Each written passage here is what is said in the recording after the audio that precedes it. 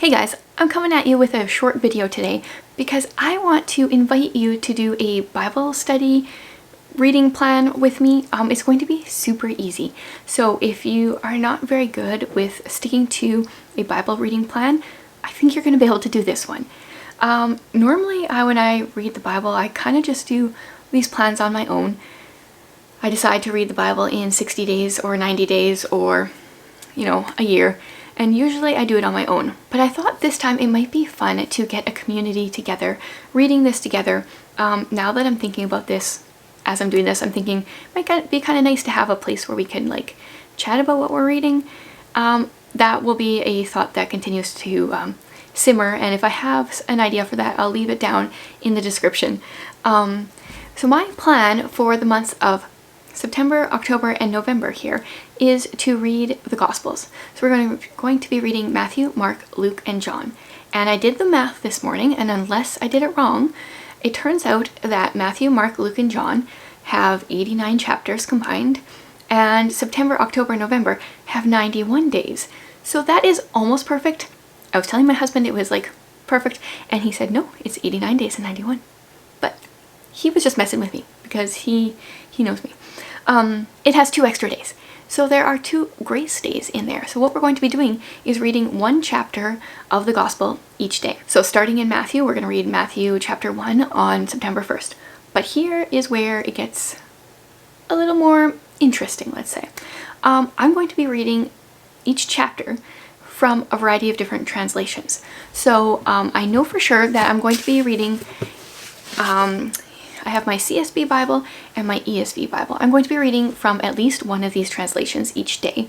I like my CSB Bible because it has space for taking notes.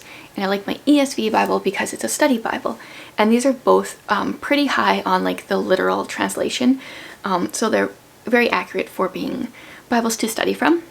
So I don't know if I'm going to read from, they're very similar in wording, so I'm not sure I'm going to read from both of them each day, but I'm going to read from at least one of these each day. And then I have never actually read from the amplified version, but I'm going to try to use that one as well.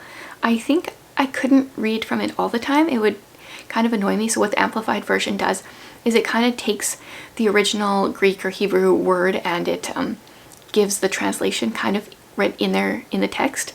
So what I'm going to do yet is I'm going to read a verse maybe or 2 from the same section of the Bible in all of these different translations yet, just to show you. So I'm going to read either ESV or a CSB. I'm going to read from the Amplified version. Then I'm going to read from my NLT version. Once upon a time, this used to be pretty much all I read for the Bible, but it's very, it's a paragraph translation. It reads more like a story. So when I am reading the Bible in a quicker chunk of time, like 60 or 90 days, I will often read from this, but when I'm studying my Bible, I'll often read from these other ones. So I'm going to read from this as well. And then I thought I may as well just throw in the message. I'm going to read, the section I'm going to read is from 1 John, from all of these different versions, and not 1 John, John 1, there we go. Different chapters. Okay, I lost my train of thought. John 1, I think is very powerful in the message. Now this is just a paraphrase. It's not literal at all. But sometimes I feel like it can make certain passages it can make me look at them in a new light. Okay, so I was going to read, just to give you a little bit of a taste of what each of these different versions is, I'm going to read John 1, verses 1 through 5, I think. Let me just see here. No, I was wrong. I'm going to read John 1 verse 14 from each of these different versions. We'll start with the CSB because I think out of all the ones I have, this one's the most literal. So John 1 verse 14, the Word became flesh and dwelt among us. We observed his glory, and the glory as the one and only Son from the Father, full of grace and truth.